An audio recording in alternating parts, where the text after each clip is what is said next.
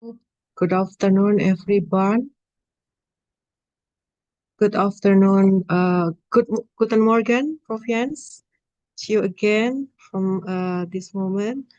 Guten Morgen. Today, Guten Morgen. Yeah. Today we will have Prof. Jens as one of the speaker, and the seminar will be in English. I am Putrusiani, your today Master of Ceremony. Let me greeting all of you. Good afternoon, ladies and gentlemen. On behalf of the organizing committee, it is my pleasure to welcome you today's um, on seminar entitled Synergy of Business Process Management and Information Technology for Sustainable Insurance Governance. This seminar is collaborative effort between Department of Health Policy and Management, Faculty of Medicine, Public Health and Nursing, Universitas Gadjah Mada, and the Center for Health Financing Policy and Insurance Management. We are honored to have distinguished speakers and participants joining us today to discuss how effective governance, business process, management, and digital information can work together to strengthen sustainable health insurance system. Before we begin, allow me to briefly outline today's agenda. First one, there is welcome remarks. Second one is main agenda that will be led by Ibu Dr. Dia Ayu Puspandari, and the last one is closing remarks. Before we begin, I would like to share the rules for the seminars today. First one, please keep your microphone muted during the presentation to ensure a smooth and uninterrupted session during the seminars. The second one, question and answer session will take place after all speakers have completed their presentation. If you like to ask a question, please type in the chat box. Moderator will read your questions during the discussion session. And the last one, during the discussion session, we will also invite participants who wish to ask their question directly.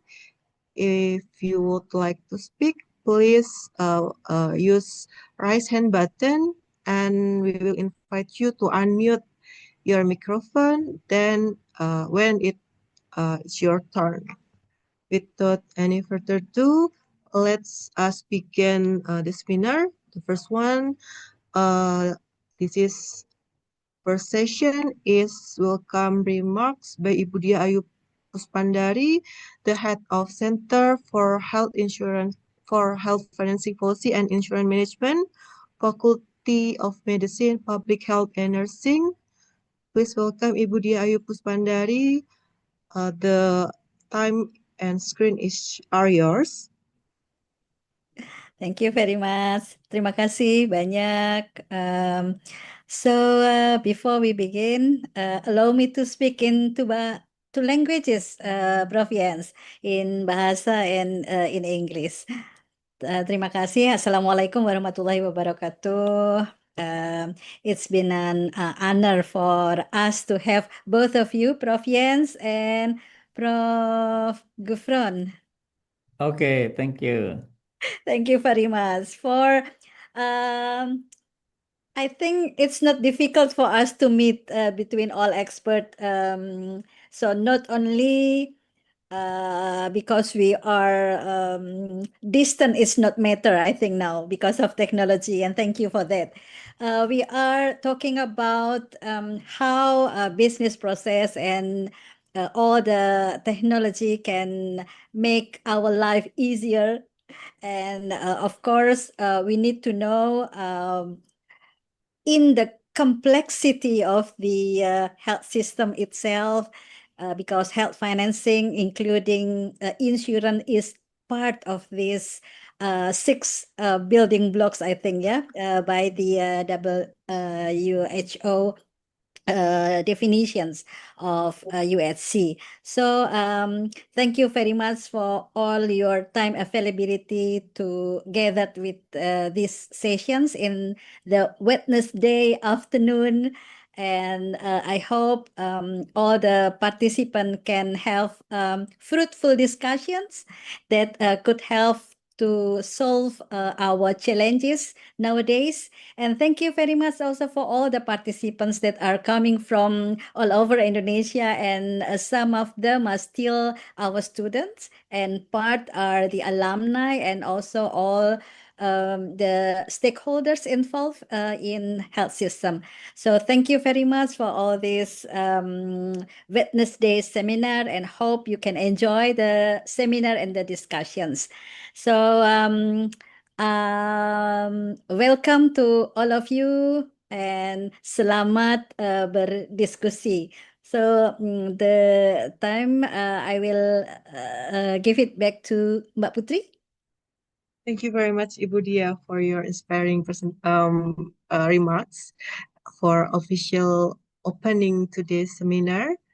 We now move to main sessions that will be led by Ibu Dia again as moderator. Before we begin, let me introduce Ibu Dia through her CV. Ibu Dia, Dr. Dia Ayu Puspandari is head of Center for Health Financing Policy and Insurance Management, Faculty of Medicine, Public Health and Nursing, Universitas Gadjah Mada. She is also a lecturer and researcher in Department of Health Policy and Management at FKKMK UGM.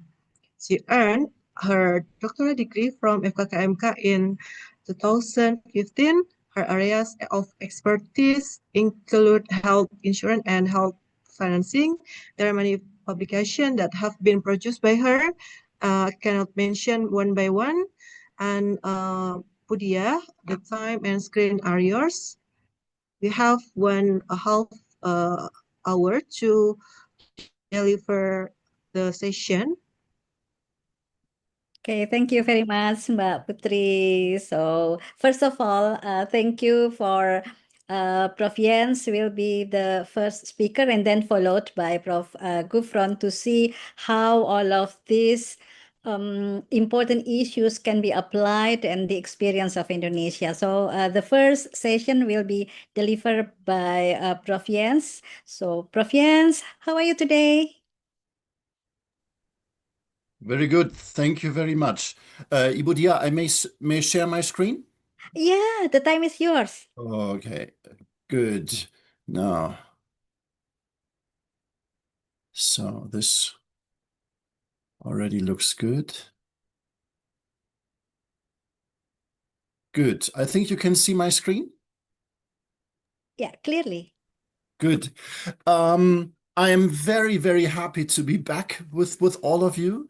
Back is a good keyword, because I actually looked it up, and I have been giving lectures on this field: information technology, business process management, IT, artificial intelligence in health insurance here at UGM since 2019.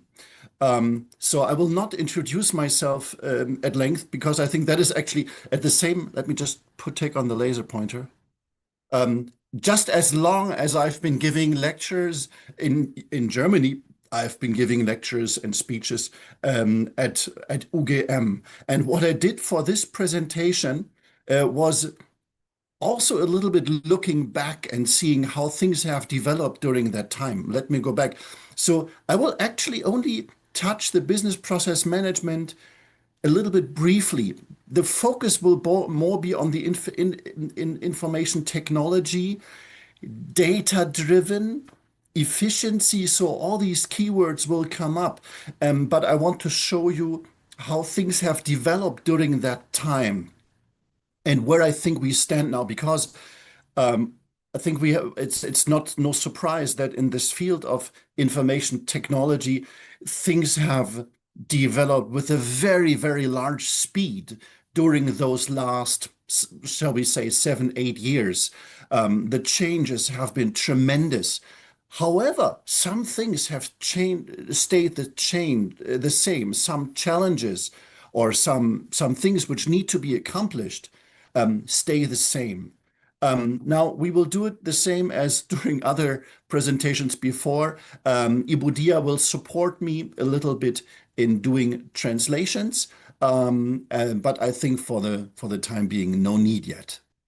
Now, this is actually also one of these old slides which I showed years ago, but I think the challenge is still the same. You want to achieve universal health coverage, and I know that Indonesia has made great progress, but the result of universal health coverage is that the workload of BPJS Kesehatan is increasing. You have to do more cases, more complex cases, more services, which you have to provide to the people. And this is just a very rough and very generic draft, but I think the message is clear. BPJS will probably need more staff, but if this is your staff increase, this is your increase in workload. I think it will grow. It will grow exponentially. You have to accomplish much more. You can accomplish some things with economy of scale just by being simply more efficient in what you do. But the rest, that's IT, that's digitalization, and artificial intelligence. So it's not optional. You have to do it. And the question now, and I will ask a lot of questions, which I do not attempt to answer in this session. Where are you now? I drew this picture maybe 7 years ago. Are you somewhere in the middle now? Do you already see the workload increasing at BPJS?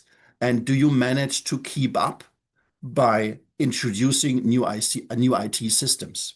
I think that is one of the questions. But that's why I will focus to a large extent on IT, information technology, and artificial intelligence in this lecture. Ibu Dia, very brief translation. Ya, Bapak Ibu sekalian, terima kasih. Ini sudah kita mulai gitu ya melihat bahwa tantangan itu cukup besar. Di sini kita lihat dari gambar yang terlihat bahwa ternyata tidak mudah begitu ya melihat bahwa workload atau beban kerja itu bertambah tidak seiring begitu ya, tidak secara eksponensial terlihat. Penambahan sumber daya manusia tentu tidak bisa berlangsung tanpa tadi yang melihat affordabilitas atau kekuatan dari institusi. Sedangkan beban kerja itu pasti, sehingga di sini Prof. Jens memberikan gambaran bahwa ada gap yang bisa diisi oleh perkembangan teknologi, bahkan AI begitu ya. Jadi ini bukan satu opsi atau pilihan, tetapi ini satu keharusan begitu ya, yang harus kita switch ke era digitalisasi atau mempermudah tadi ya secara elektronik. Ya, you can proceed, Prof. Jens. Prof. Jens, if Yes. there are any questions, so the participant can type the questions at the chat room and we can discuss at Yes, the end. please. Yeah. I cannot, Sorry? Ibu Dia, just so you know, I cannot see the chat because in my screen. So you just have to tell me. Okay. These are some of the old pictures from my old presentations. So old times, health insurance is paper-based, now IT-based. In my time in teaching, I realized that, at least in the German field, this is past. There is no large extent of paper anymore in the German insurances.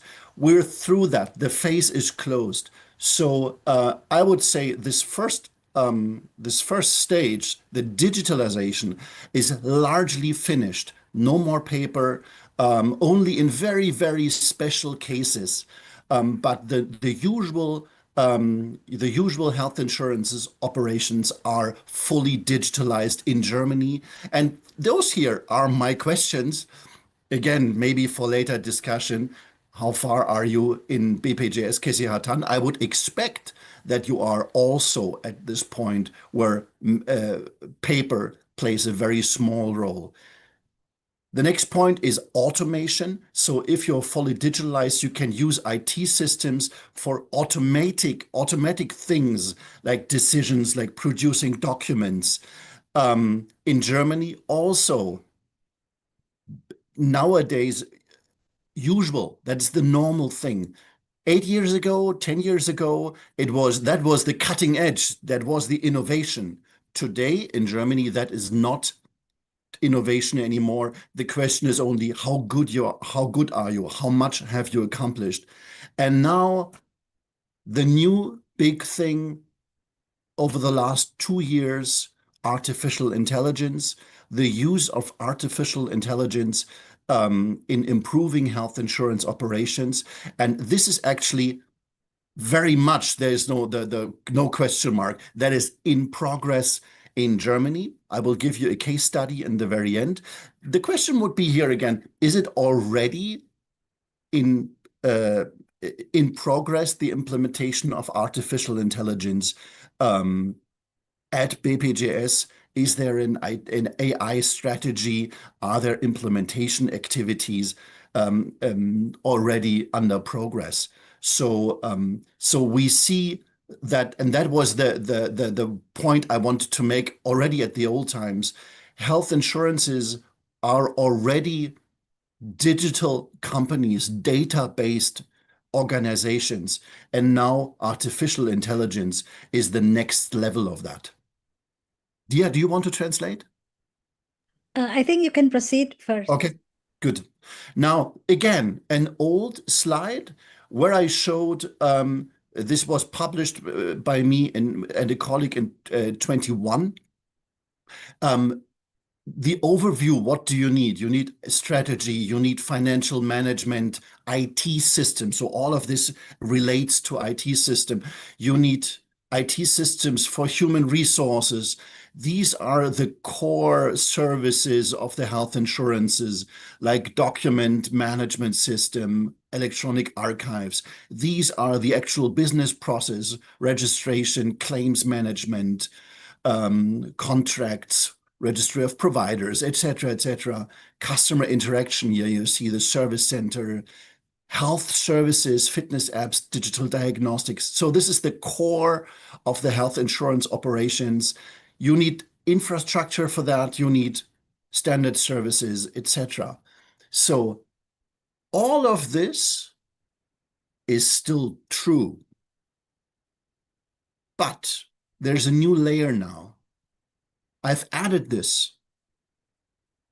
These two, you see those two small boxes, that is actually the ones from the old slide where artificial intelligence, here it was explicitly mentioned, a chatbot always needs AI. There is no chatbot without artificial intelligence.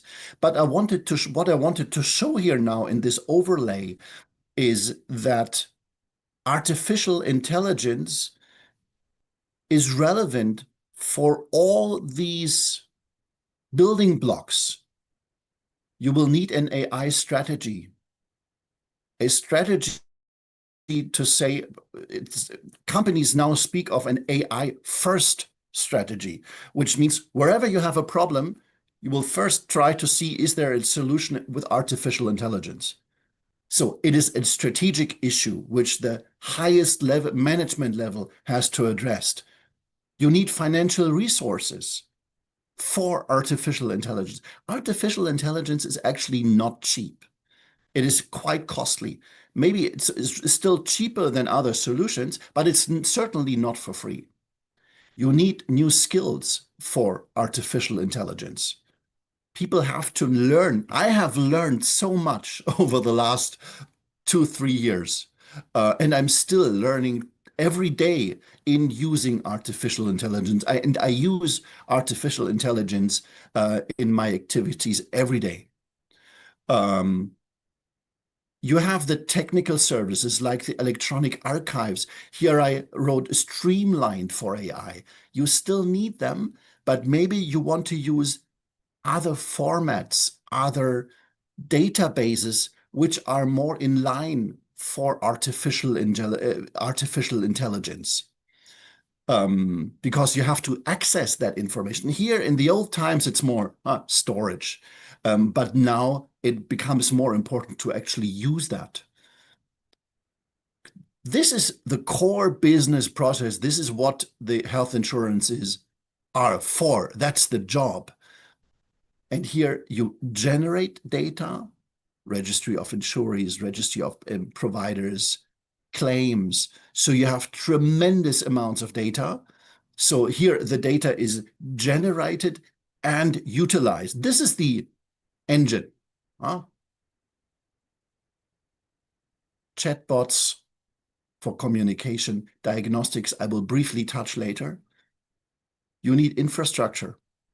This is actually a challenge because the data centers for artificial intelligence need to be very, very powerful. Otherwise, the systems don't work. So, and you probably want to be independent. We have big discussions about that. Do we want to have German health insurance data stored in other countries? For us, it's always Europe is okay. So the data does not have to be in Germany, but it has to be in Europe. But we don't really want to have the data anywhere else. So we need data centers in Europe. I don't know how the discussion is in Indonesia, but I would expect that you also want to have the data in Indonesia. We have also standard artificial intelligence. Think of ChatGPT. Like we use Microsoft Office, I use ChatGPT or other standard LLM system. So there's also space for that. These are the specific, highly specific systems for the health insurance. But there's also standard systems which are already very, very powerful. And then you will need support. And this is like twofold. The support itself can be done via artificial intelligence, but you also need a specific support for all the people using artificial intelligence who need to be enabled to work. Maybe Dia, a short. Ya, jadi kalau kita lihat dari paparan Prof Jens ini menarik ya, karena untuk bisa menjawab tadi di slide sebelumnya dengan jumlah kasus yang makin tinggi, tentunya beban kerja semakin tinggi, kita perlu tahu juga bisnis prosesnya seperti apa untuk bisa mengubah itu menjadi satu bisnis proses yang efektif dan efisien tadi ya. Nah, disinilah perlu pemetaan juga dari bisnis proses, mana yang menjadi bisnis inti sebetulnya dari sebuah ini satu institusi ya yang memiliki tugas besar. Nah, dari pemetaan ini, dari bisnis proses ini akan bisa kita ketahui mana yang membutuhkan bantuan AI, karena tadi AI diinfokan juga membutuhkan biaya yang tidak sedikit, serta proses pembelajaran juga yang membutuhkan waktu. Ini bisa dipetakan di proses mana saja, apakah di support sistemnya atau bahkan yang sangat strategis sifatnya ya di bagian atas itu membutuhkan AI dengan tipe seperti apa AI-nya. Tentu ini membutuhkan pengetahuan yang cukup baik mengenai bisnis prosesnya, karena Prof Jens juga membagi ada AI mana yang hanya butuh otomatisasi saja begitu ya, atau yang membutuhkan digitalisasi, jadi tidak semuanya membutuhkan AI. Misalnya di sini ada chatbot dan lain sebagainya. Thank you. You can proceed, Prof Jens. Now, again, an old slide which is still relevant. I summarized all the things which you can do with artificial intelligence. Diagnosis, mental health treatment, monitoring, prevention, genome analytics, customer communication, large language models, translation, conversion, audio to text for medical records, etc., etc. So there's not one artificial intelligence, and there's not one use case for artificial intelligence, but many, many. And I made a rough classification. So we have artificial intelligence in medical devices. So you actually use them for medicine. And then we have things which are more administrative. So they're not artificial devices, but they're just as important. So this is more health system, because it is the healthcare services as such.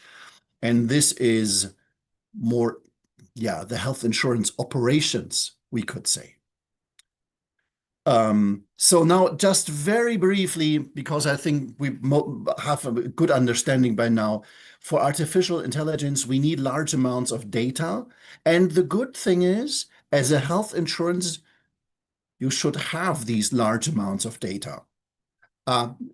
We have to make sure, now I go back, we're talking about digital data. So this is where the digitalization comes in. So that's why it is so important to have this data not on paper, but in digital form, and ideally in certain formats, so that you can actually do something with it. You need the data centers. Again, I would say for a health insurance, you should be used to that because you already process large amounts of data. So we talked in previous seminars about the data centers of BPJS.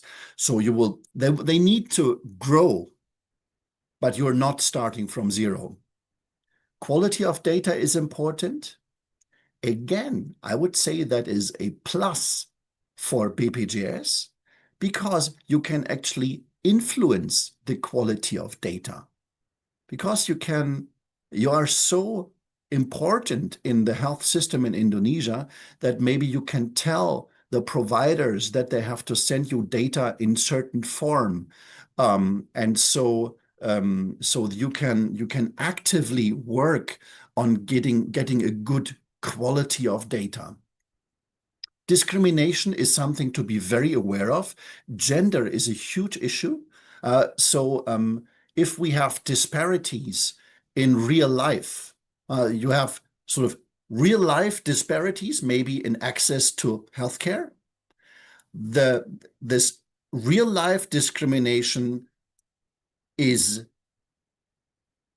transferred into data because maybe the claims are different. And then this data is used to train AI. And so then that's how the discrimination from the real life is perpetuated. It is continued in the AI system. And that's why you have to be very, very aware of this discrimination in real life and in the data to prevent the discrimination from AI. But again, I think that is something which a large institution which really knows the content of the data, like BPJS, which you can do. Yeah, when data changes, the output of AI changes. Yeah, you have to be careful about most likely answers, and you have to be good at prompting. Like I said, you need new skills for certain AIs, like the large language models. So what we know now as prompting, like writing good questions. Only if you write a good question, you will get a precise answer. Dia, should I continue? Okay. Yes, please. Now, here I wrote down some characteristics of health insurance which are relevant for AI. You're not a private business, but you're based on laws and statutes. So you have to follow these laws. Like in Germany, we call our system statutory health insurance based on laws and regulations. So that is very important. And it also means that data protection plays a larger role than in most private companies. You cannot, or your objective must be, in terms of universal health coverage, to be accessible, to reach everybody. You cannot discriminate in saying you do the digitalization for young people who have a smartphone. You have to do it for everybody. So you have to be accessible no matter where, even in remote areas without internet access. So you have to do both. You are not a provider of healthcare, but only a payer. That's a very, very important role, but it means that you, at least in the German system, most of the healthcare data is with the providers and not with the health insurances. So that is actually something which is a little bit challenging for the German health insurances, because in theory they deal with all the providers, but in practice they only have the claims data and not the medical data. So that is actually something a little bit challenging. So yeah, and here, this one we can skip. I will continue, Dia. Yes. Now we talk a little bit about this lower part, especially this one here. So I think it is important that social health insurance also enables and promotes artificial intelligence in the health services. I will not go into that too deeply. I will only touch on that. But since you are the one health insurance for Indonesia, you set the medical standards, or you support the Ministry of Health in setting the standards, like evidence, for example, evidence-based medicine. I think we're clear that the health insurance should only pay for things which are evidence-based, but if they are evidence-based, they should be reimbursed. So that would be innovations. I will not give any examples of that today. We have a mechanism in Germany for what we call prescription apps, like for trauma and depressions and back pains and things. So we have apps which you can download to your smartphone, which are funded by the health insurance, and they are evidence-based. So it's like other medical interventions. Same thing applies here, should apply, to make actually sure that these evidence-based innovations actually get to the people. Digital health literacy is very important. So people already have challenges in health literacy, in understanding health information, in access to health. And now the risk is that the divide will actually get larger, so that people who already have difficulties in accessing health maybe now get even more difficulties. So it is important that the health insurance informs people about their rights and about how to interpret information. I gave some, on the following slides, I will give some examples, but I will not go into them. You will get this presentation. Ibu Dia already has the presentation, and you can just put it into the chat if you want to later on, so that everybody can look up the documents later on. So screening is very important because it will reduce costs later on. Telemedicine is getting more and more common, because now look, I'm in Germany, you are in Indonesia, so it's very easy to bridge that distance. Yes, you do need an internet connection, but nowadays that's possible to solve. So you can reduce access for remote areas, and chronic diseases which need continuous care. Take diabetes, where you monitor your body functions every day, and maybe you have a quick question for your physician. So we with IT and artificial intelligence, we can bridge the gap between the individual episodes, the individual times of seeing the healthcare provider. Dia?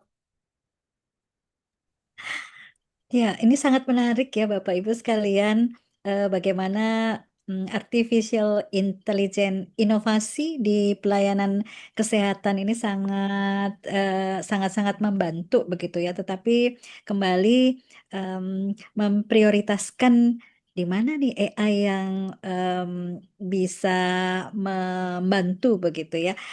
Kalau di Jerman tadi disebutkan contoh menarik ya, ada aplikasi untuk persepan misalnya, kemudian juga ada untuk membantu menjaga kualitas dari pelayanan itu sendiri, misalnya dengan memiliki medical evidence begitu ya, sehingga bisa lihat kembali kira-kira kalau kasus seperti ini seperti apa solusi atau treatment apa yang tepat. Dan yang menarik lagi di sini juga ada memberikan literasi gitu ya bagi masyarakat, karena insuris ini adalah peserta begitu ya kalau dia di asuransi. Jadi seperti apa proses-proses membuat para peserta dari asuransi kesehatan ini lebih memiliki atau ini salah satu cara untuk mengedukasi ya. Dan yang terakhir di sini menarik juga, ini kayaknya semua menarik ini ya.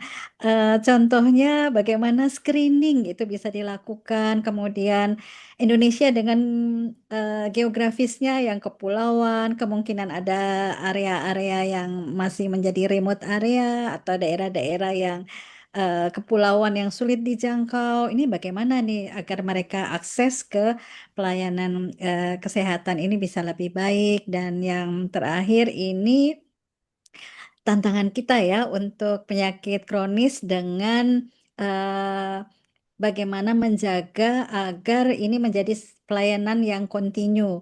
Karena biasanya tantangannya adalah kepatuhan dari treatment. Jadi bagaimana menjaga compliance of treatment. That's also the challenges for chronic disease, Prof. Jens. Yes. Mungkin ini yang sangat-sangat menarik ya inovasinya. So you can proceed, Prof. Jens. Now, all these things here, which I wrote on this slide, they are not in the future. They already exist. And I will not go through these next slides because this is actually old news.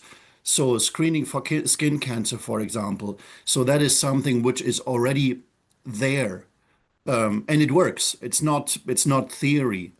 Here, study for that. However, the interesting thing is down here. You always have to be careful about what the results are. The mHealth users, that was the users who used this application for skin cancer, had more claims for pre-maligned skin lesions than the control, and also more than threefold higher risk of claims for benign skin tumors and nevi. Actually, skin cancer prevention is difficult because if you do more screenings, you find more things. But whatever you find does not have to be a cancer. We're actually having a discussion about screening, skin cancer screening, not AI-based, but normal skin cancer screening in Germany, about better targeting for risk groups, whatever risk groups may be. Because we find that a general screening of everybody does not really result in better health outcomes. So again, you have to be really careful about and evaluate very well about how you utilize the services. Here, virtual reality in the treatment of mental disorders, phobias, post-trauma. This is probably not a replacement for a full therapy with a psychologist. but maybe it is an addition to that, or these services, these tools can be used for lighter cases.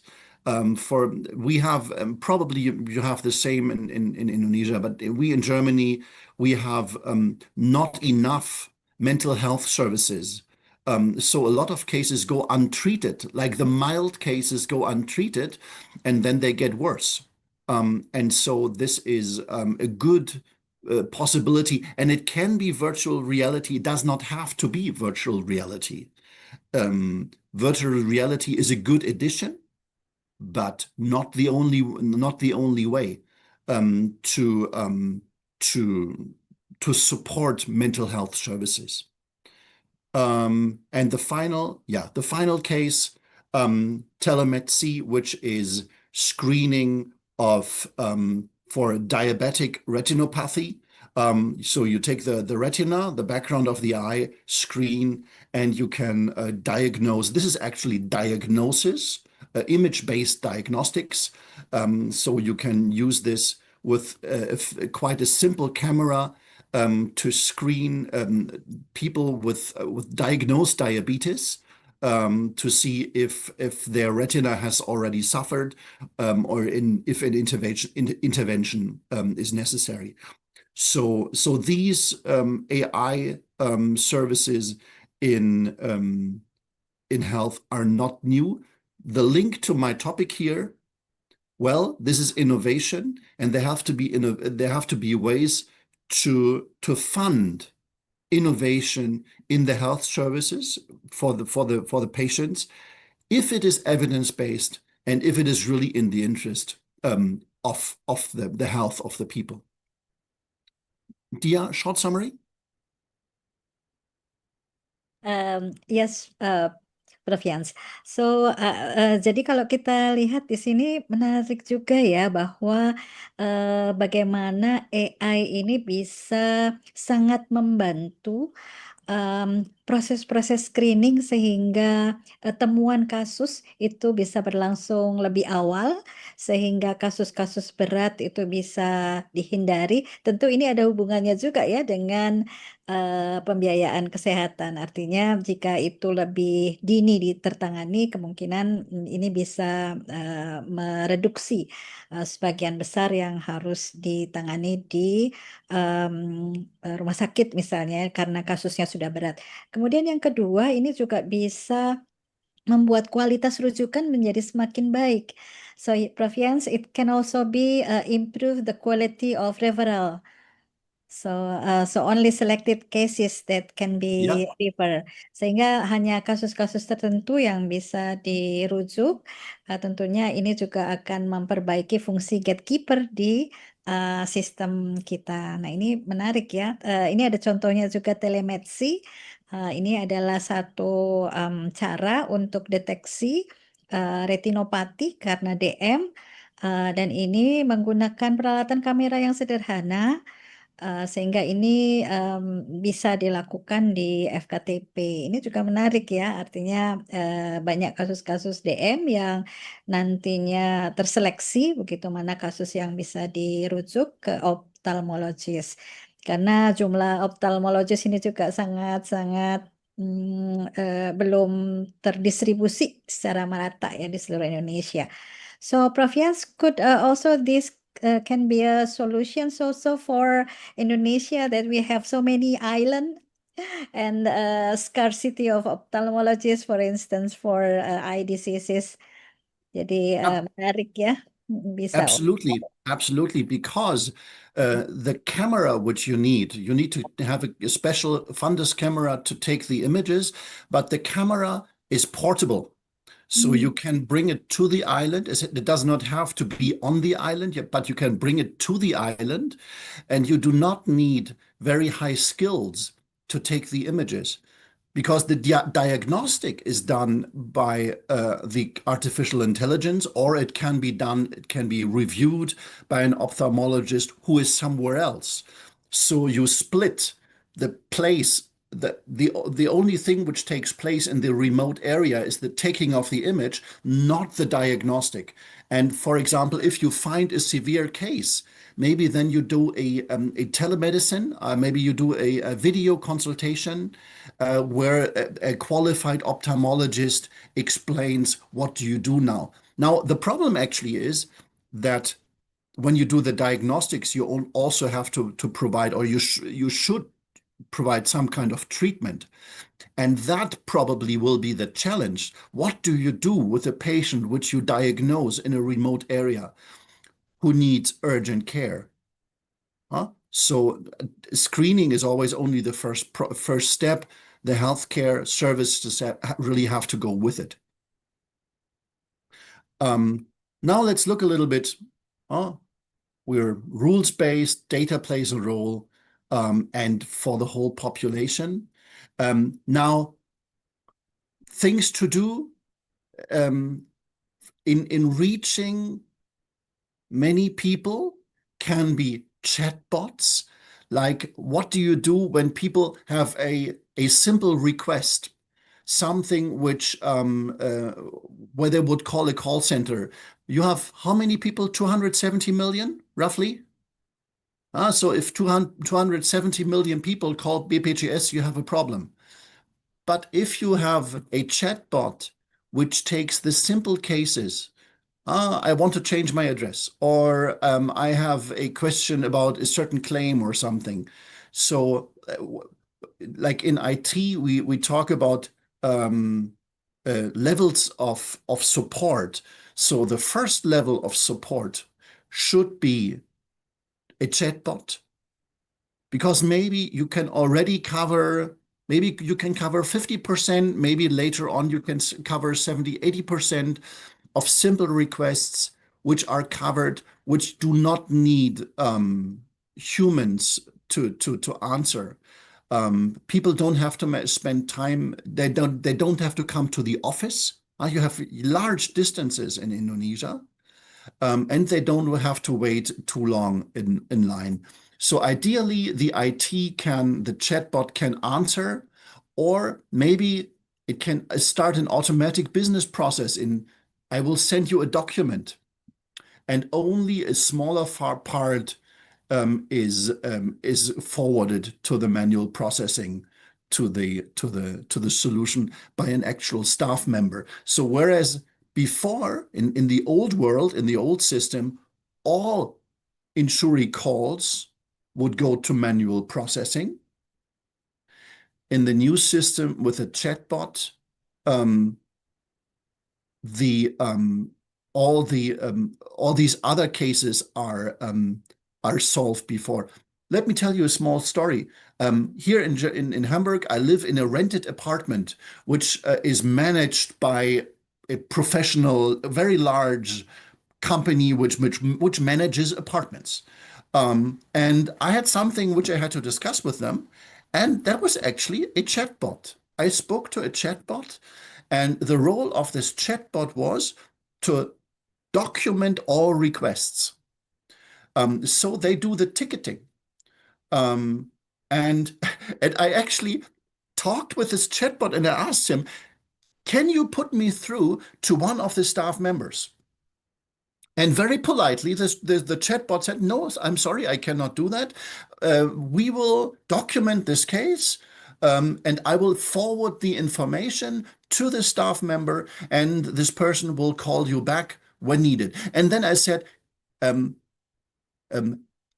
please ask the staff member to call me back. And the good thing was afterwards, I could see all this was documented. So there was a portal where I can see how this, what was discussed. So the chatbot opened the tickets and forwarded my request to the staff member. And it was actually solved. So that was good.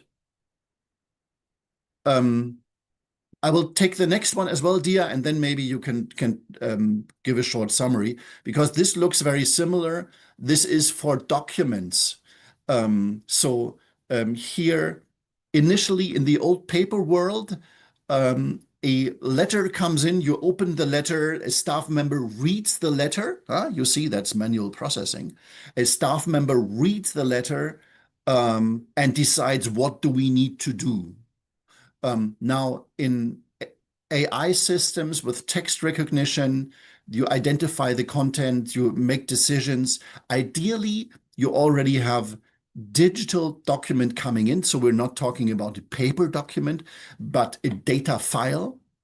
Ideally, you have an automatic process where no staff member has to do anything, and only hopefully a small number of cases will require manual processing. Dia, do you want to give some explanations? I think you can proceed. Yes. Okay, good. Now we actually come to business process automation and business process management on these. Okay, I have to see what I do here. On these next few slides, what you have to keep in mind is what we see in situations which are not so digital, that there are great variations in the business processes, so that one service center will work a little bit different from another. One person will work differently from another. And so digitalization and process automation also leads to standardization. So things happen in a more standardized way, which is good because, after all, you're implementing laws. And if you do business process automation, then you put these laws, these regulations, rules into your IT system, and then you cannot discuss with the IT system. The IT system will always follow that same rule in giving an answer, in making a decision.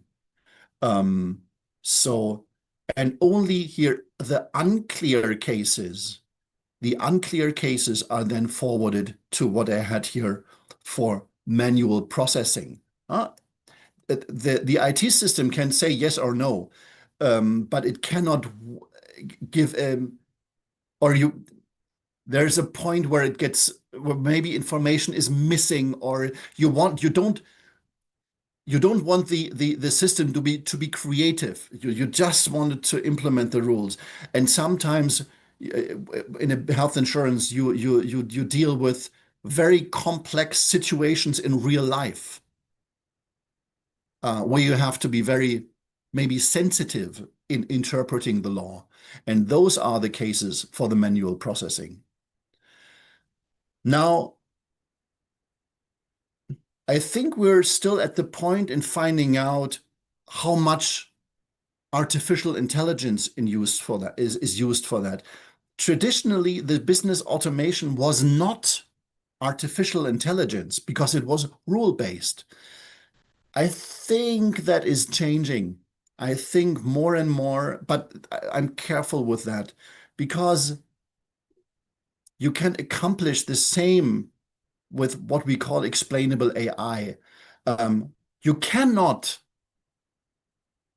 use the AI to say, we have a great chance that this is correct. You have to provide a clear yes or no. But we are at a point where AI can do that.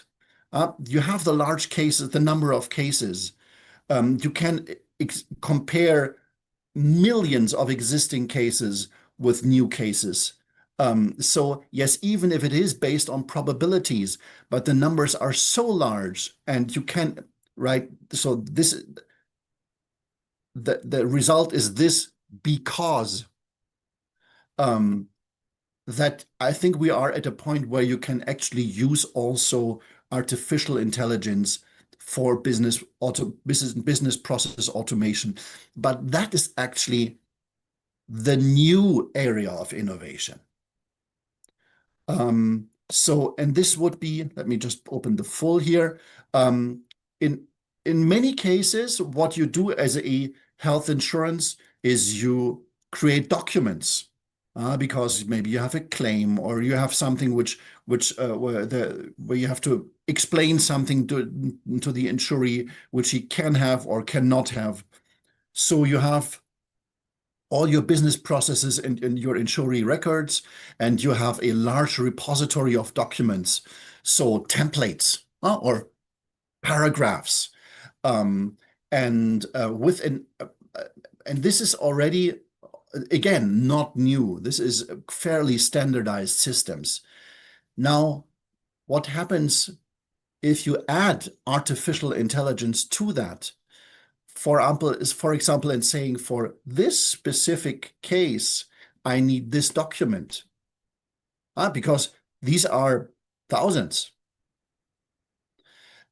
Or something else, maybe you can use this for the quality management of this repository, because again, these are probably thousands of paragraphs or documents. Now, you want this to be consistent. Maybe you have a change in a law, and then you could ask your artificial intelligence over all of this of these documents in the repository, where does this regulation apply? Show me all the places where we have to change the repository. Yeah? So I think artificial intelligence will become important, probably, maybe not yet, but it will become very important in managing these documents. Dia, I continue? Yes, please. Now, business process management. Again, what I said before, without IT, business processes tend to be not so standardized. And you have to be careful now when you put not so good existing processes in an IT system, you get an IT system with not so good processes. So that's why even in this field with artificial intelligence, business process management is just as important as before, maybe even more important, because you have to understand what you're doing. The know-how about health insurance process is still BPJS. It is not AI.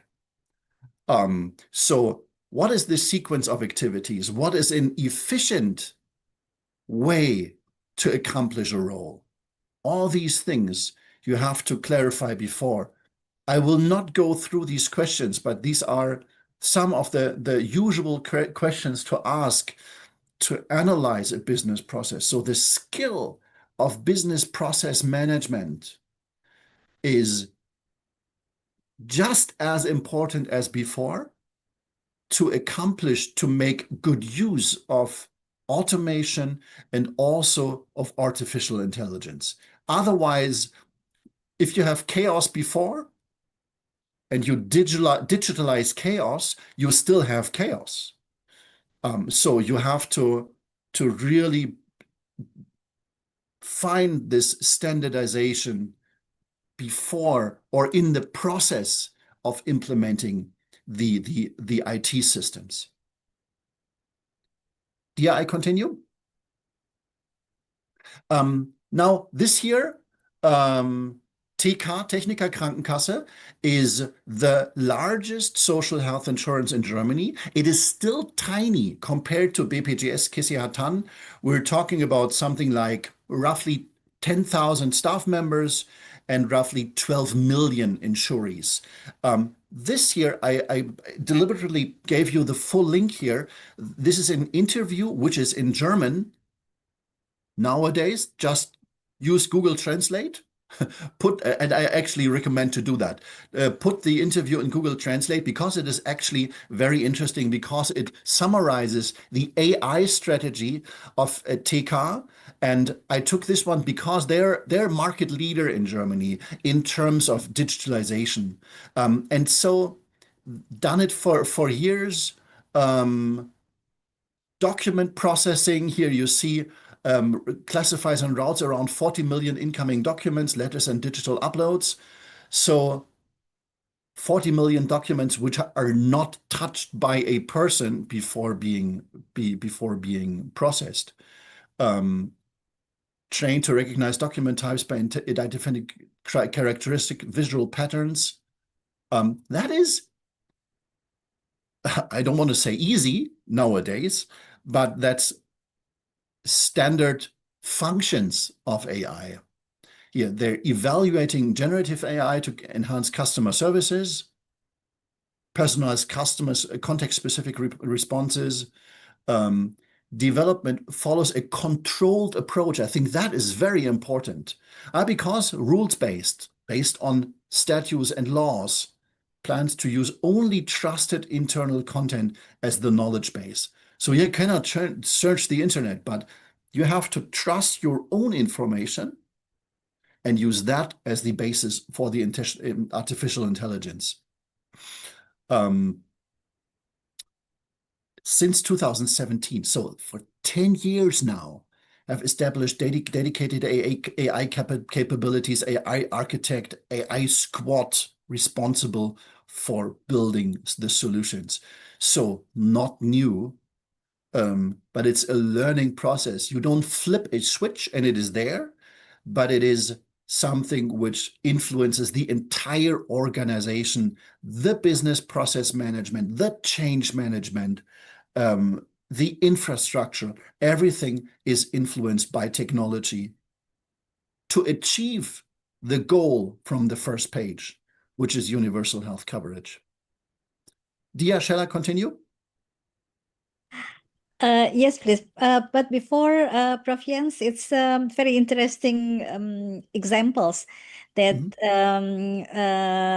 may I speak in Bahasa also? Please, please. Ya, baik Bapak Ibu. Ini menarik ya, artinya bahwa AI itu harus diawali dengan pemahaman bisnis proses terlebih dahulu dari role atau tujuan dari sebuah institusi, begitu ya.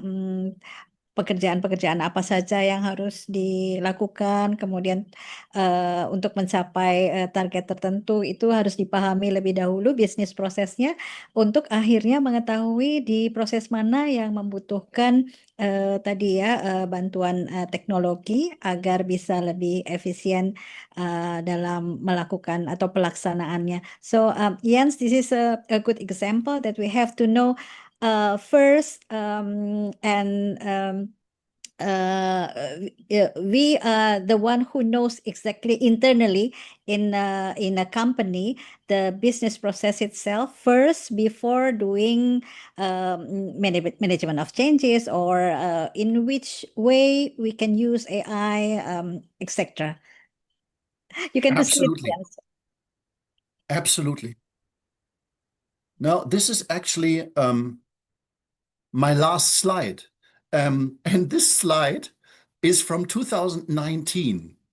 And I found it very interesting that from the management perspective, looking at the highest level at BPJS, not much has changed. So the slide was good in 2019. It is still quite good today.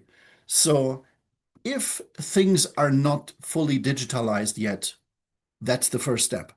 That's the goal has to be the paperless office. Even now, more urgently, because you cannot do anything with the paper documents for artificial intelligence. Automation does not have to be AI, but it maybe is supported by AI. But this is where, when coming back to my very first slide, this huge gap in raising efficiency, that's business process automation. Simply having all the standard cases not processed manually, but processed by IT systems. In all of that, your dependence on IT systems will rise a lot. If the IT system does not work, BPJS Kesehatan cannot work. So it has to be reliable. but also flexible because you have continuously new demands. Short downtime. You cannot say, oh, we close down the IT system for 3 hours, because if you close down the IT system for 3 hours, nobody at BPJS will be able to work in the future. Data security, data protection will be more important, because if there is a leak, it will affect the data of 270 million people. So this used to be technical before. Now it is IT services, is highest management level, very important. And management capacities, capabilities in general, we talked about business process management, are even more important, as we discussed before. New skills for change management, for testing of systems, for training, all these need to be set up. And this is, I said, this is not only relevant for Germany, this is everywhere. This is just as relevant for BPJS. And this setup has not changed through artificial intelligence. It has maybe become, to be fit for the future, it has become even more urgent. But the general tasks for management have not changed. Dia, that's it. Yes. You have my contact details here. If anybody wants to get in touch, you can get in touch via LinkedIn or the email address. But you will also get the presentation. Okay, thank you, Prof. Jens. So before we going to the next session, so we will keep all the questions after the both speakers are finished. So please, Prof. Jens, I will allow me to invite Prof. Gufron for the next speaker. Prof. Gufron.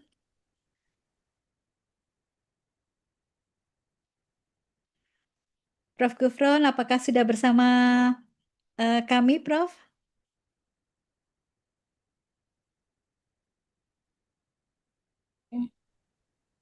Halo? Ya, silakan, Prof. Nah, siap. Siap. Waduh. Apakah sudah bisa Monggo. sharing? Silakan, Prof. Siap. Siap.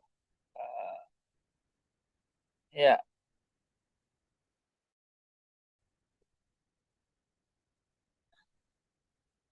Apakah sudah bisa dilihat ya? Belum? Sudah, Prof. Ya, ini sedang perjalanan, Prof. Iya, iya. Mau ke Bali. Oh, baik, Prof. Baik. Kita mulai ya kalau gitu. Baik, Bapak Ibu semuanya, especially Professor Bisnis from Germany and Budia and the others for Synergy of Business Process Management and Information Technology for Sustainable Health Insurance Governance. The title is very, very good, as you mentioned, and that today actually more than 98% of all Indonesian population has been covered. Karena di tahun 2024 itu sudah 98%. Nah, yang menarik ini sudah lebih dari 278. If we see in the German, the population is less than 120 million people. And Indonesia already covered more than 278 million people. And mostly now as, old people also covered. Okay. So the ICT is very important. Jadi ini ICT ini penting sekali. Kenapa? Karena memberikan 3 hal. Satu sebagai enabler, jadi terutama di tempat-tempat yang dulu tidak mungkin ya, yang remote area yang tadi disebut oleh Pak Prof. Giller, ya itu yang tidak memungkinkan. Nah, sekarang jadi memungkinkan. Ini kan satu perkembangan luar biasa tuh. Nah, tidak hanya itu, tentu jadi kalau kita lihat dengan adanya ICT ini juga sebagai pendorong atau driver. Begitu Budia yang disebutkan Prof. James Kaiser tadi. Nah, dari driver ini mendorong bisnis itu tercapai dan juga tujuan bisnis di dalam memberikan insight yang baru dan bagaimana sebetulnya memberikan satu nilai gitu. Jadi contoh, kalau dulu sebelum kami masuk BPJS, Bu, itu antri itu orang dapat pelayanan tuh nunggu 6 jam dulu. Wah, kami belum dilantik saja sudah di WA gitu. Akselerator juga mempercepat ya. Biasanya itu mohon maaf, antri tadi 6 jam sekarang bisa dengan tiduran antri gitu. Nah, itulah digital health ecosystem. Jadi karena ini sudah dalam bahasa Inggris, saya bisa ngomongnya bahasa Indonesia ya. Nah, ini IT infrastrukturnya, saya nggak usah jelaskan. Tapi data dan information services, pelayanan informasi data, JKN itu tumbuhnya luar biasa. Jadi kalau mau dipublikasikan, bikin jurnal, ini sudah lebih dari 442 121 juta. Ini menarik. Termasuk tadi disampaikan, kita tidak hanya ada bagaimana tata kelola data, ya, tapi juga ada bisnis intelligence termasuk artificial intelligence.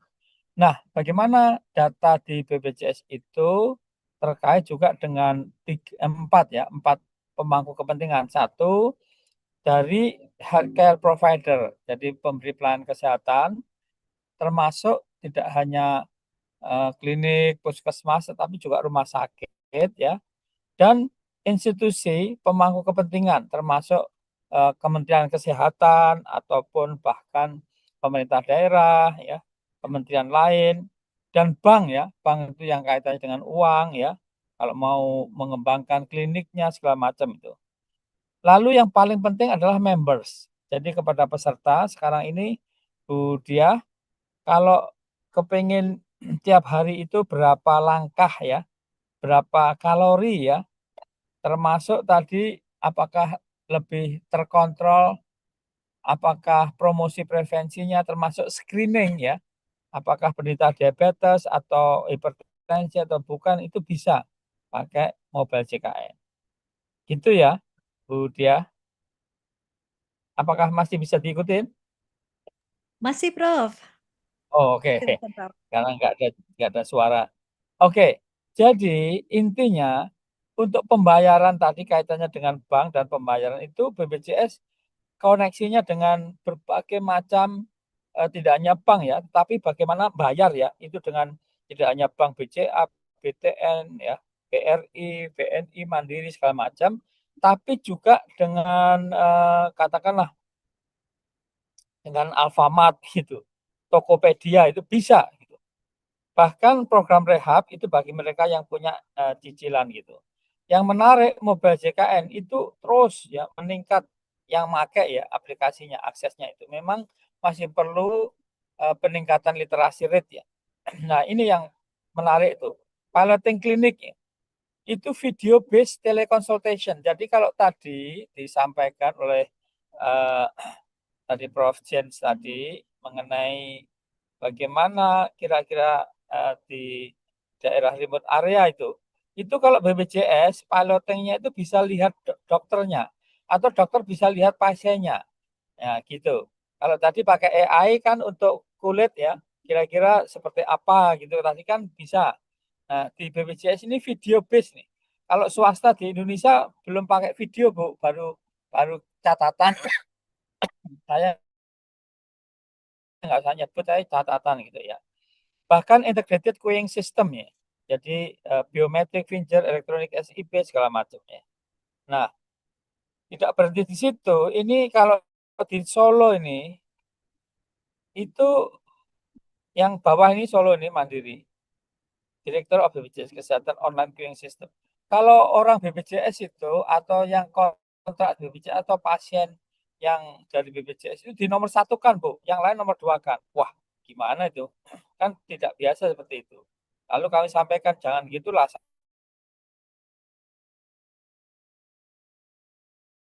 sama-sama aja gitu. Artinya orang punya asuransi, implementasikan AI, Artificial Intelligence, baik menggunakan machine learning, deep learning. Ya, mohon izin, Prof.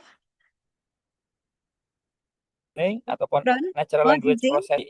Beberapa, ya, Slide-nya ya, belum terlihat, Prof. nggak terlihat. Belum, ya. Waduh, gimana nih? Iya, iya, iya, iya, iya, iya. Nah,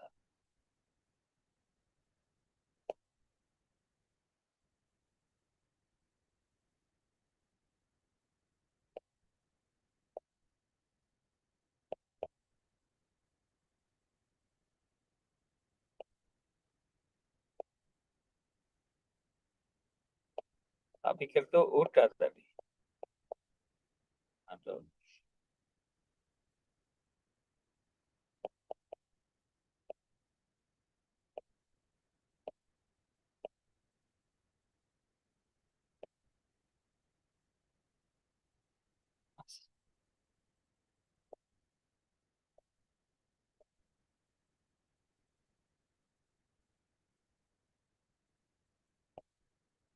Waduh. Nah, nah. Atau bisa dikirim ke saya, mungkin saya bisa bantu. Iya, kan juga nunggu juga. Oh Nanti iya, Bu. baik. Ya, lanjut saja dulu, Prof. Tidak apa. Ya.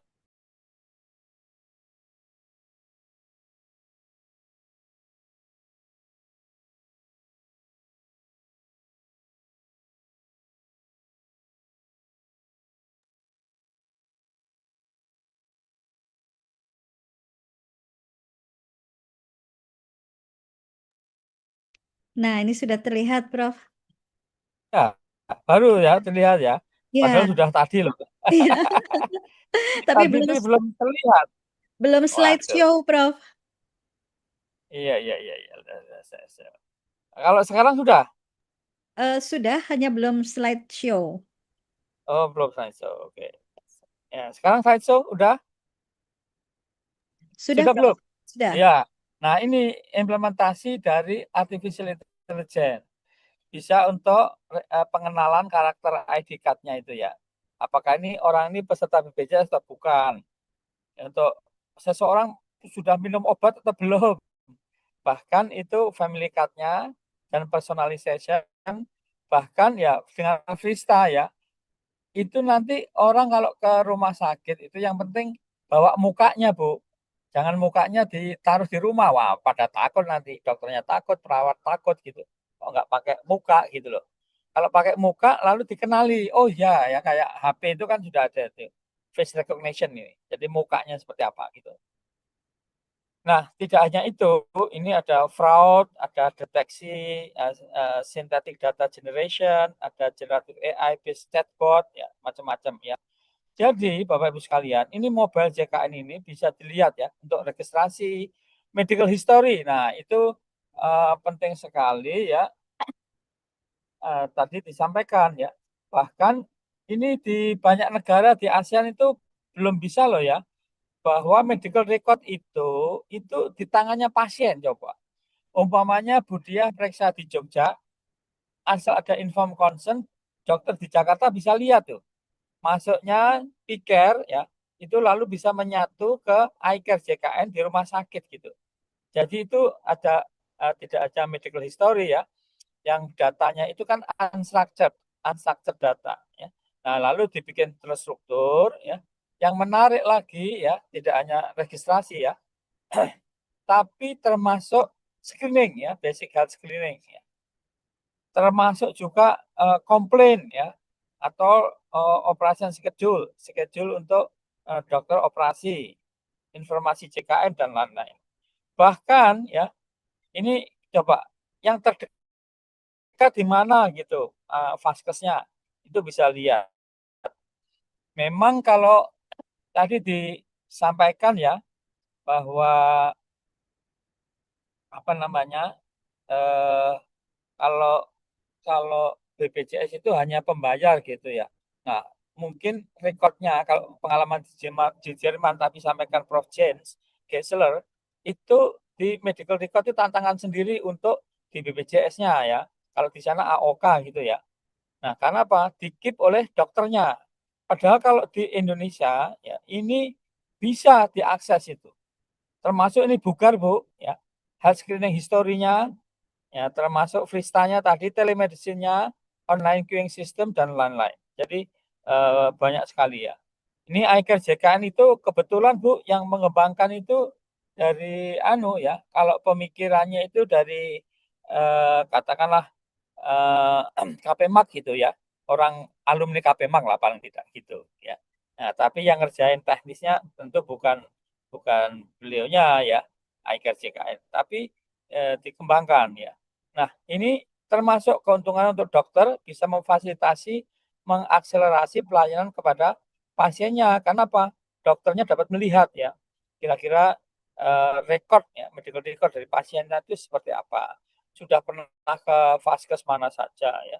Untuk pasien ya tentu banyak hal ya yang diberikan oleh FKTP, FKTL untuk referral system dan lain sebagainya.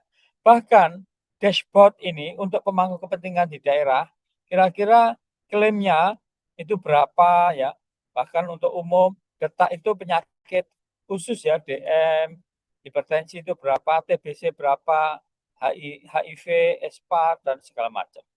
Dan ini sudah bisa ke 34 provinsi, 94 kota, 402 distrik gitu. Nah, sudah 97%. Bahkan data yang diutilisasi itu bisa diambil atau kerjasama dengan perguruan tinggi. Ini termasuk di Manchester, di KIT, di Charles Darwin University, ya itu banyak sekali gitu. Sudah lebih dari 82 juta data sampel. Itu kalau meneliti sendiri, ngumpulin data itu, waduh, berapa banyak. Gitu. Nah, ini digital AI dengan BPJS Kesehatan.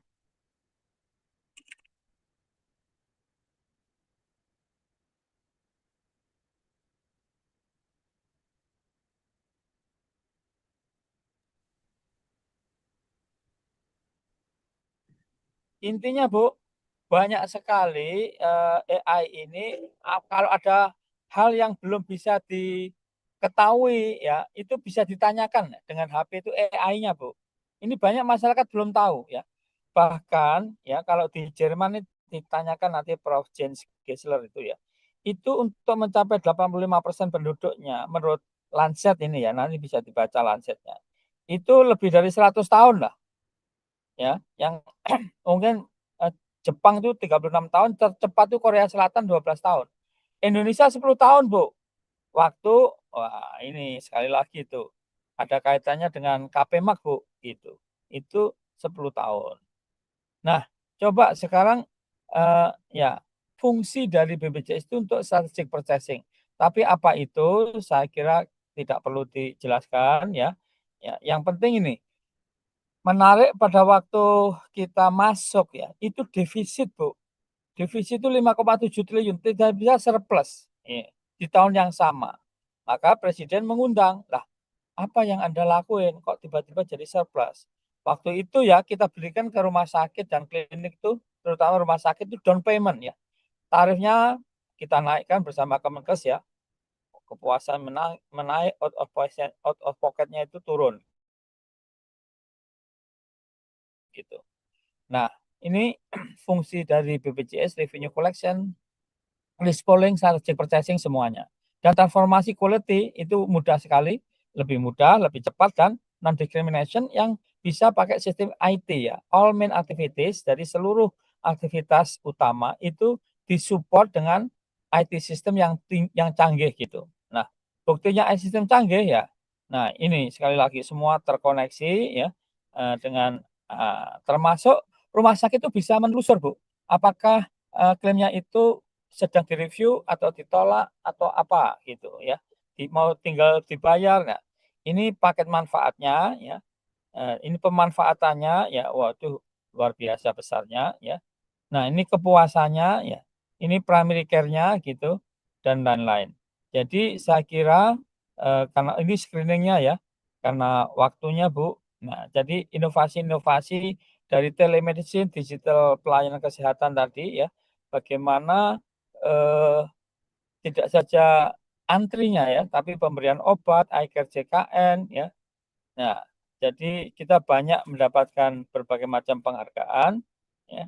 Nah, ini yang menarik ya, ini di rumah sakit ini termasuk ya, dulunya itu bottleneck itu dengan artificial intelligence dari big data itu ada solusinya gitu. Nah, tetapi kita pergi ke transformasi digital itu bukan tidak ada tantangan ya. Bahkan sebuah rumah sakit yang di Jawa Timur nih Bu, waktu kita putus dia meng-hire itu membayari ya dugaan kita. Orang yang bikin konten di mana bapaknya itu terancam meninggal gara-gara BPJS-nya memutus sepihak gitu ke rumah sakit tersebut dan ada 200 orang. Waduh, semua orang pada komplain kok begitu gitu. Nah, itu padahal nggak bener lah. Konten yang nggak bener itu kita kasih tahu baru disadari. Nah, justru yang konten yang benar itu tidak viral, tapi konten yang salah itu viral, Bu. Makanya kita bikinkan lagu viral konten gitu. Ini kita dengarkan sebentar, Bu, mengenai viral konten ini. Karena apa? Ini committed fraud ya. Ini tangan kita ya. Ini semua oleh anak-anak BPJS ya. Nah, ini dari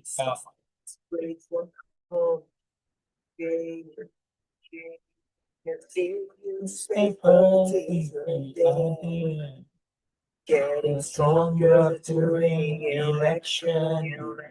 Sure you know about this connection.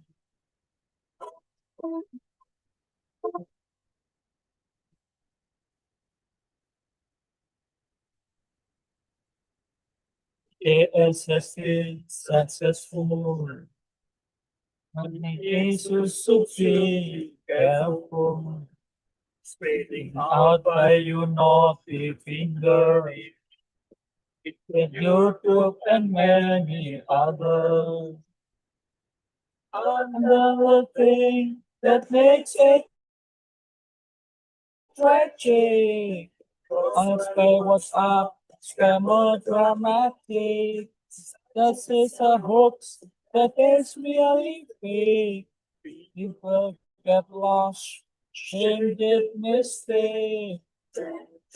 Ini wrong content that goes so viral. Jadi wrong content malah goes viral. Correct content is being ignored. Ini no. Into everywhere as a show. For the fact, baby, realize that content so fake.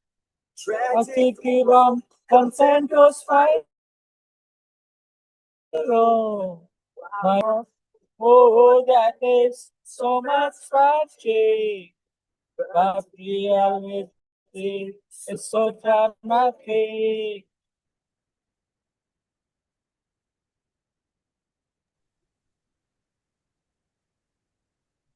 Baik, Prof. Ini lagu diciptakan khusus untuk itu ya, Prof? Iya, karena pengembangan AI dan transformasi digital, nah itu banyak tantangan ya. Bisa deteksi fraud, tapi rumah sakit yang terdeteksi ini kasus ya, itu membuat konten yang wrong konten sebetulnya, tapi kan goes viral. Nah, akhirnya dibenarkan, cuman masalahnya konten yang benar itu tidak, itu di ignore gitu ya. Gitu. Gitu, Bu. Terima kasih. Baik, thank you very much, Prof. Gufron.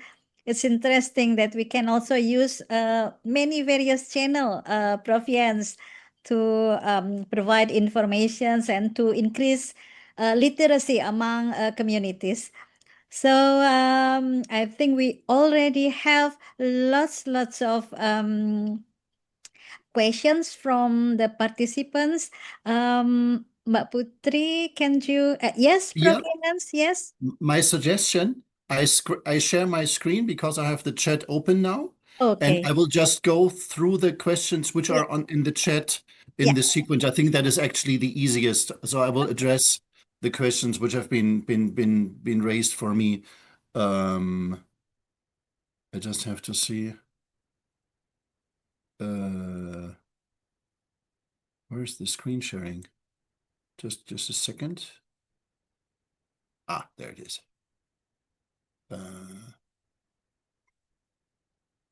No, the question is, can you see that?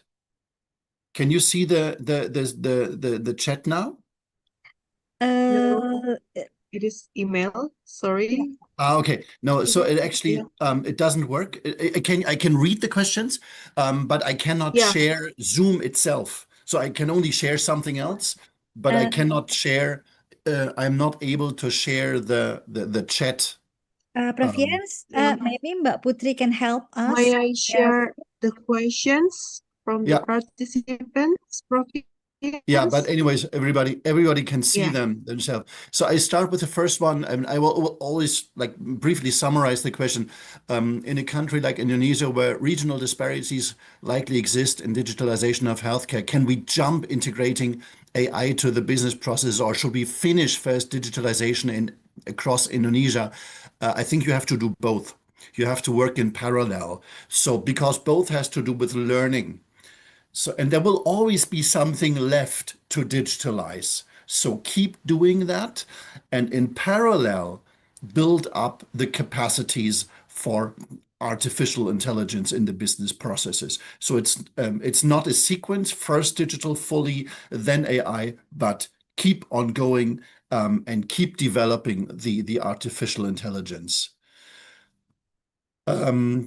Does AI also assume responsibility for monitoring service quality on the provider side and for administrating claims activities on the payer side? Well, the question is very specific for the German system, where the unfortunately the role of the health insurance in monitoring the service quality is very limited. So that's why the role of monitoring the service quality through AI is also limited. And for the administering claims activities on the payer side, again, there is not one answer to that, because the payers can use they use their own systems for generating the claims, which they then send to the health insurance. And so it depends on the individual system. So because Germany does not have one health insurance, but has many health insurances. And so that's why we are much less, in that sense, we're much less centralized than Indonesia. So really here, there's not one answer, but it depends on the individual provider. Here it was about budget. How do you actually ensure that the investments in AI create value? You remember on my map with the different IT functions of the health insurance, I had IT strategy. And this IT strategy must include success criteria. When are we successful in our IT strategy? So the metrics which you mentioned, the metrics have to be part of the strategy, and it is the role of the highest management to ensure that that the numbers add up. So there, it is a matter of controlling and of leadership, of management. So that is something which you cannot outsource to the artificial intelligence, but it is a part of management to ensure that you create these values. It will not happen by itself. You can't spend a lot of money with creating very limited additional value.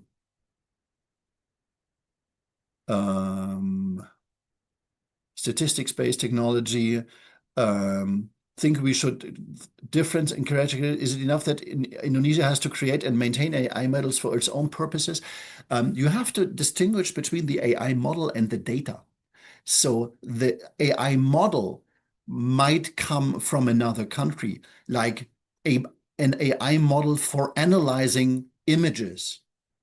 But the data for the images should probably be from Indonesia. And you have the fortune, you are a big country, and you have the disparities. And so at least you have to be very, very careful in evaluating if a model is applicable in Indonesia. You should not simply assume that it will be applicable in Indonesia, because healthcare structures, people are different, healthcare structures are different. Maybe you have religious beliefs, you have culture, all these things get into the data, even medical data. And so diet, people eat different things. So I would not just assume that that you can use a model from another country. Electronic medical record systems. Have specialist doctors shown any resistance because they feel AI might replace them or reduce their clinical autonomy? No. Well, you have very different adoption rates. You have doctors which are very, very open to use AI in medical records. But we have a great overload of work in the medical sector. So the doctors are, and also the nursing staff, are very happy that they can use AI, for example, for documentation. It is more now, for the documentation, we are beyond the pilot stage. So now we're in the stage of, I would say, more general rollout. It still has to happen hospital by hospital, but it's really penetrating into the system. And for things like diagnostics or other utilization of like large language models, it's more that I think in the hospitals, we need more standards. Like what I said for the health insurance, the same is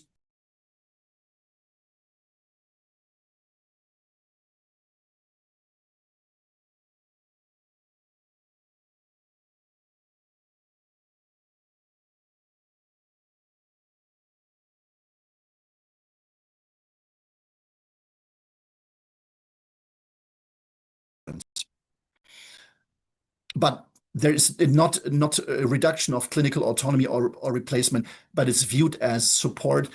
However, of course, there are some people who are reluctant to use it, for example, for data protection.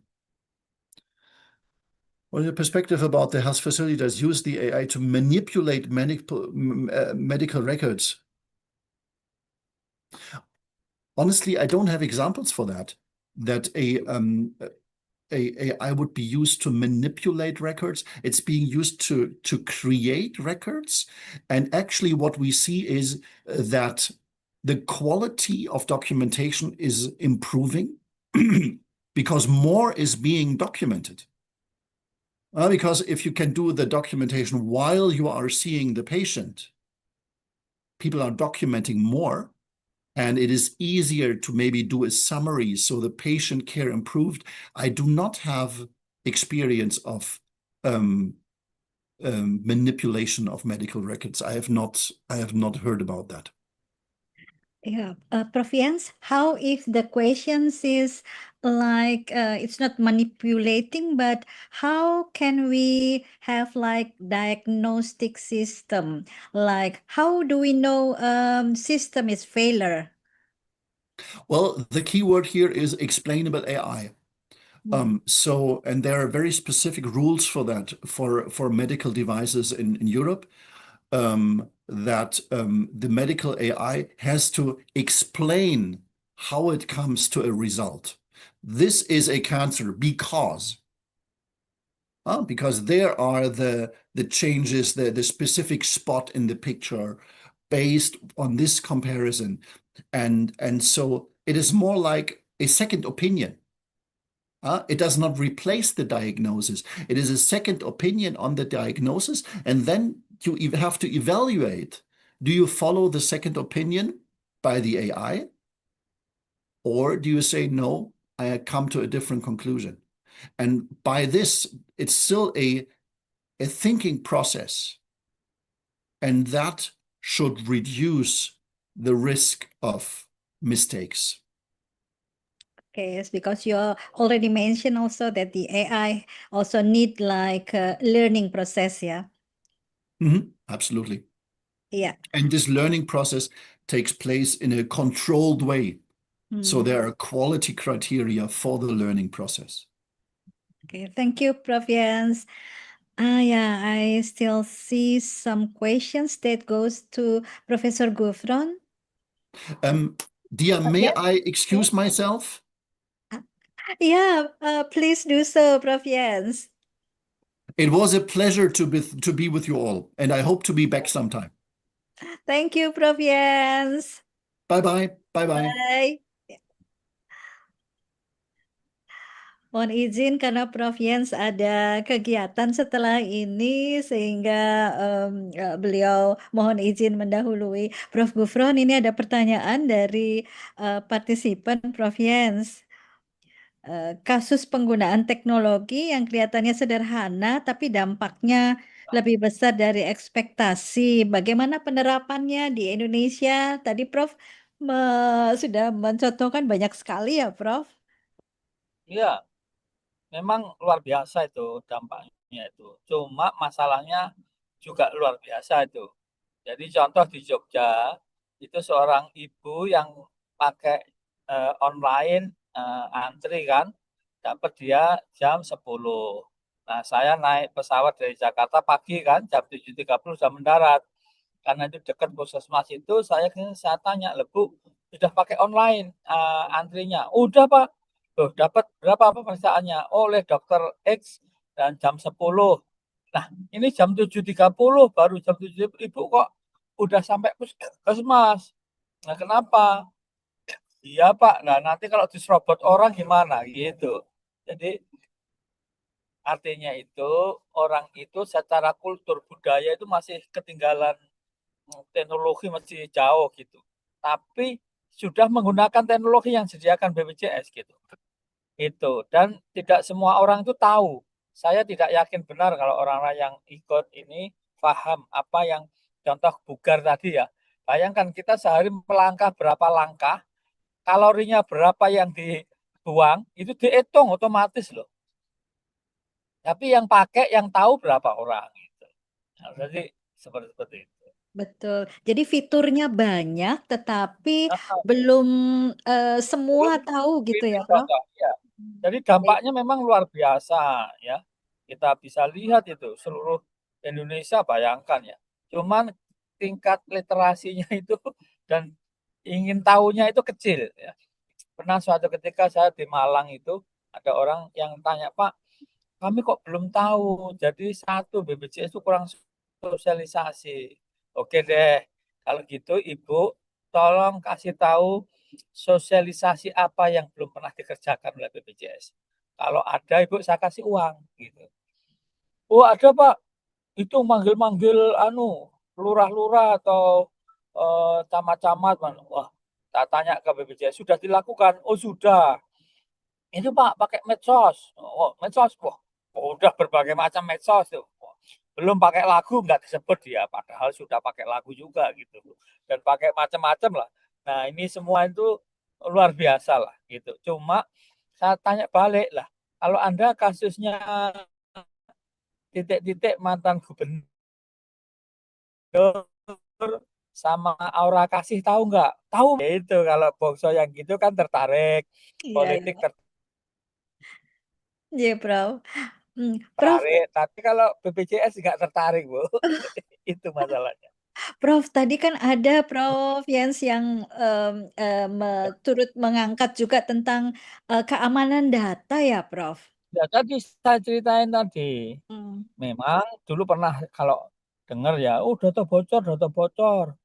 Bahkan yang fraud tadi, yang ada lagunya tadi, itu rumah sakit itu bilang ya, dia meng-hire, kan dia fraud kita deteksi, pemakai teknologi ini. Nah, ketahuan, lalu tiba-tiba bilang meng-hire orang yang masih muda itu bahwa ada orang 180 orang terancam ya, mau meninggal gara-gara diputus pihak. Itu. Padahal setelah kita koreksi nggak seperti itu. Gitu. Tapi yang viral itu justru yang keliru itu. Yang sudah kita koreksi nggak viral, Pak. Pada nggak tahu gitu, Bu dia. Jadi itulah Indonesia yang kita cintai gitu. Baik, ini Prof, boleh spill-spill juga nggak Prof? Kira-kira strategi ke depan dari BPJS ini seperti apa ya Prof? Yang mungkin perlu follow up lagi nih dari yang sudah diinisiasi oleh Prof Gufron sehingga ini nanti Ya, bisa. jadi saya kira AI itu kan sudah dikembangkan dan kita tidak perlu lagi mengembangkan hal-hal yang sudah dikembangkan. Karena resources kita itu terbatas. Jadi reinventing the wheel itu menurut saya kurang pas lah ya. Jadi contoh cancer registry sudah ada yang garap belum? Wah, semua malah ada macam-macam lah, tapi intinya belum. Tapi kadang-kadang wah biar wah ini sudah ada pikir dikembangkan BPJS, kembangkan lagi, simpus itu. Yang menurut saya itu reinventing the wheel. Jadi lebih bagus ke depan itu memang interoperabilitas ya. Jadi data yang ngasih data itu satu di puskesmas, di klinik, di mana-mana itu enggak 2 kali atau apa. Tapi ini bisa dipakai oleh orang di perguruan tinggi pun bisa kalau mau analisis, mau buat publikasi gitu bisa ya. Tidak perlu riset lagi, waduh, ngumpulin dana lagi dan data lagi ya. Ya kalau di Jogja sih nggak ada dana dikumpulin, ada Danawati, ada Danarto, ada nah itu masalahnya itu gitu. Jadi intinya ke depan itu tidak boleh tidak harus kita ikuti perkembangan teknologi termasuk AI, deep learning dan language ya segala macam ini. Tetapi jangan sampai double dan udah dikembangkan orang, kembangkan lagi sesuatu yang lain lah. Dan ini koordinasi semuanya itu sehingga bisa istilahnya interoperability itu dia dijaga gitu. Nah, dengan demikian sebagai bangsa itu bisa efektif, efisien. Demikian Bu dia. Baik, terima kasih Prof Gufron. Apakah ada dari rekan-rekan yang ingin eh, klarifikasi atau ingin tahu lebih jauh? Ini mumpung Prof Gufron ada bersama kita, silakan.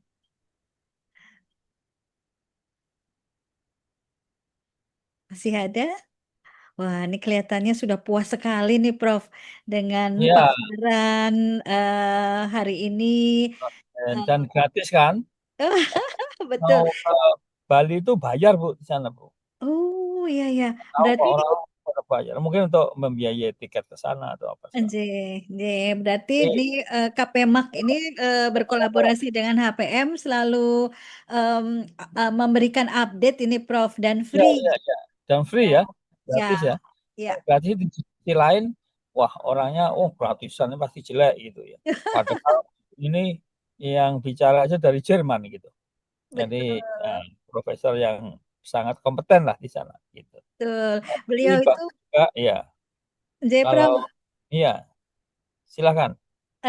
Prof, ini mudah-mudahan kita akan bersama dengan Prof Gufron dan pakar-pakar lainnya ya Prof. Mohon perkenan untuk tetap bersama untuk memberikan update serta Nah, mungkin ada isu-isu perlu setelah Prof. diketahui Bu ya. J. Jadi sekarang ini dari berbagai negara itu benchmark ya ke Oh, baik Prof. Indonesia ya. Jadi ini pada nggak tahu ya. Tadi coba kita lihat ya di Lancet pas ada Profesor Jerman kami sampaikan. Jerman itu untuk bisa mencapai 85% penduduk di cover, itu perlu waktu sudah lebih dari 100 tahun. Nah, Indonesia cuma 10 tahun, Bu. Wah, ini mesti alumni KPMAK ya kalau mantap gitu itu. Ya. Mantap. Iya, masa 10 tahun bisa 278 juta lebih atau 98% penduduk tercapai. Dan ini kami baru ngajar di Manchester, Bu.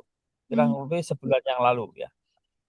Itu ada orang-orang Indonesia yang S3 atau ambil sana. Baru sadar kalau Indonesia itu sistem BPJS-nya, jaminannya itu bagus. Setelah mereka itu di Inggris gitu.